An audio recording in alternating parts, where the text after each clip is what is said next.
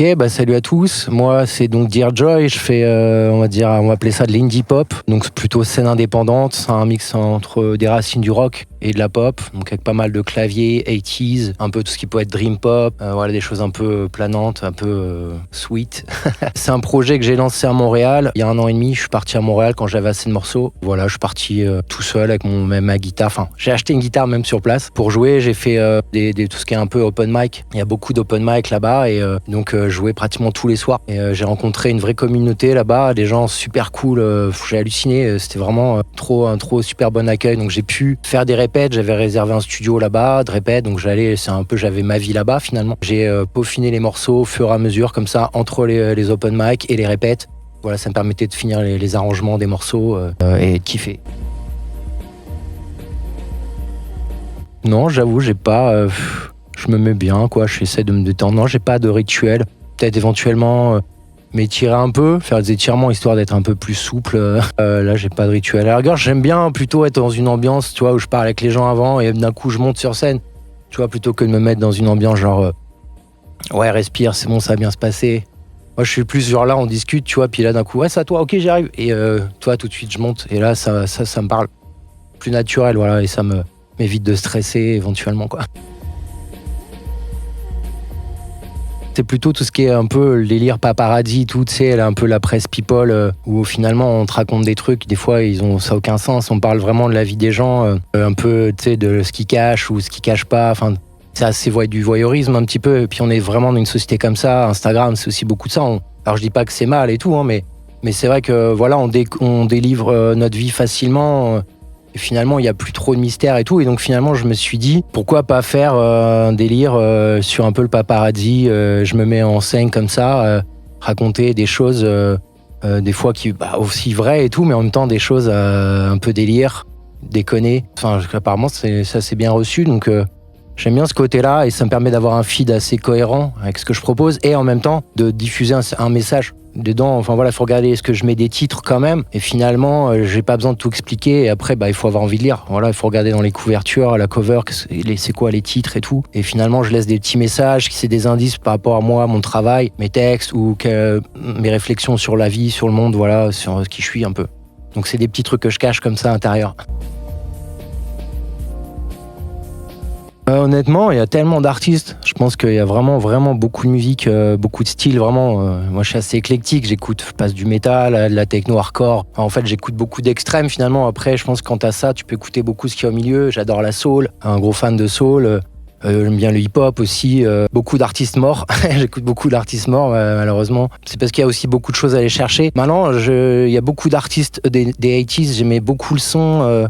Quand j'écoute du Phil Collins, des guitares, certaines batteries, les sons de caisse claire, les reverbs qu'ils utilisaient. Et finalement, tu le retrouves aujourd'hui dans la dream pop, pas mal de grosses reverbs. T'as notamment aussi un groupe qui s'appelle Cigarette After Sex, avec des grosses reverbs sur les guitares. C'est vraiment génial comme groupe, moi j'adore. En plus, c'est très planant, ça te parle, c'est touchant, quoi. Et finalement, je me suis dit que j'ai tellement d'influences, de choses que je kiffe, pourquoi pas faire un projet où je mélange tout. J'aime aussi tout ce qui est sound design et musique de film. Donc voilà, j'essaye de mêler tout ça et je voulais avoir beaucoup de reverb, des delays pour donner de l'ambiance à tout ça, quoi.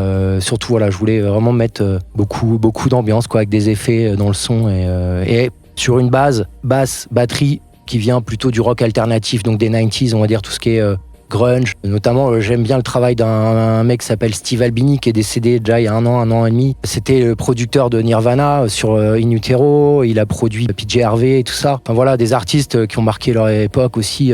Des fois, je vais plutôt les chercher dans des productions plutôt que chez les artistes. De toute façon, souvent, c'est les producteurs qui donnent le son aux artistes, quoi. C'est un travail en commun, quoi. En fait, il faut se battre quand même pour rester heureux dans ce monde. Déjà, il y a tellement de choses qui nous poussent à vriller, quoi. On pourrait tomber vite dans la haine, la colère. Il y a beaucoup de choses qui nous font avoir la haine soit des autres, des choses de nous-mêmes. Et finalement, c'est un combat, je pense qu'on mène tous. Je me suis dit, voilà, Dear Joy, c'est un peu comme une lettre ouverte, finalement, pour moi, que j'écrirais au bonheur pour lui dire ce que je pense. Et en même temps, à toutes les peines et les douleurs qu'on porte tous et tous en nous, quoi. Et donc, j'ai envie de dire, c'est un peu ma chère amie, quoi. Tu vois, mon bonheur, mon ami, quoi. Voilà ce qu'il en est. Plutôt un message comme ça envoyé, que, en fait, ce n'est pas juste une émotion qui s'empare de nous, le bonheur, enfin, c'est quelque chose qu'on doit aller chercher, qu'on a en nous, enfin, à la base, quoi. Donc, ça tient qu'à nous d'être heureux, finalement, en se levant le matin. Si tu dis, vas-y, la journée va être casse-couille, effectivement, elle va se passer comme ça. Si tu dis, vas-y, on lâche le truc, on y va, et puis la veille, elle va être cool. Tu peux changer les choses comme ça, voilà. Merci à vous.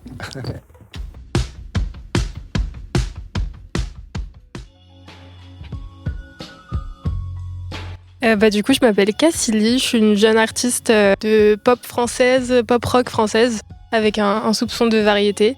Et voilà. J'ai commencé assez tôt par le piano à l'âge de 7 ans. Et après, j'ai dérivé vers la guitare en autodidacte et le chant est arrivé en dernier. Et ça fait maintenant 2 ans que je développe mon projet, vraiment le projet purement Cassili. Et voilà. Écoute, ça a été une sortie ultra marquante parce que c'est mon premier EP, c'est mon premier bébé, EP de 5 titres et ça retrace un peu tout le parcours que j'ai fait du début de Cassili à aujourd'hui parce que c'est des chansons qui sont nées entre 2022 et 2025. Donc c'est un grand pas pour moi, c'est la fermeture d'un chapitre et le début du reste parce que le EP on le fait vivre sur scène maintenant. Donc c'est ultra marquant et j'ai été entourée d'une superbe équipe pour lui donner vie donc c'est trop cool. En vrai, au début je pensais être du genre très solitaire parce que je compose dans ma chambre, j'ai mon petit home studio avec le strict nécessaire. Et en fait avec le temps je me suis rendu compte que j'étais beaucoup plus concert, surtout maintenant que j'ai mes 2 musiciennes avec moi. L'énergie est totalement différente et c'est vraiment juste un partage fou et surtout de voir les gens kiffer ta musique, chanter avec toi, danser, etc. Ça donne un autre sens à ta musique. Et donc je pense que je suis team concert maintenant.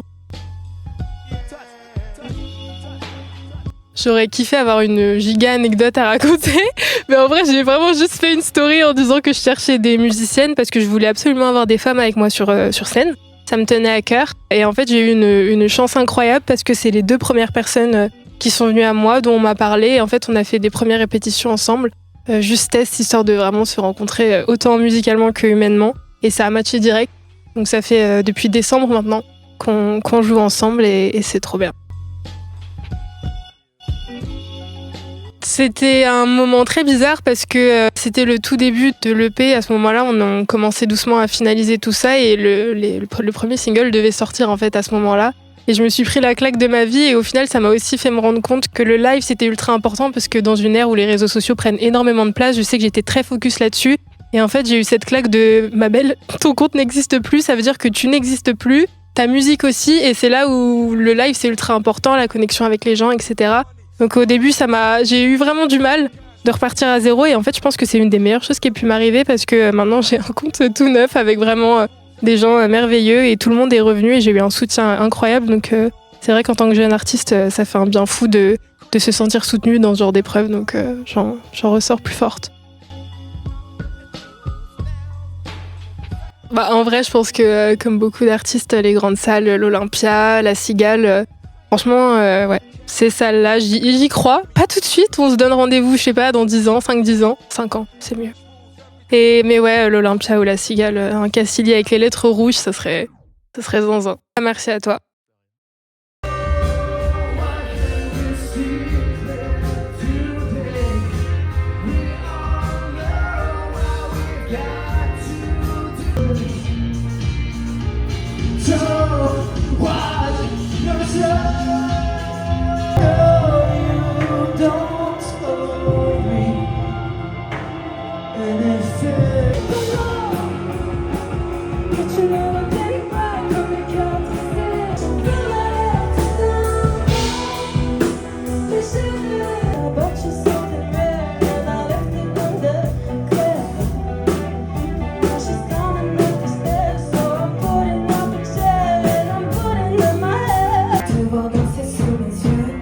Dans toutes les feuilles de laisse-moi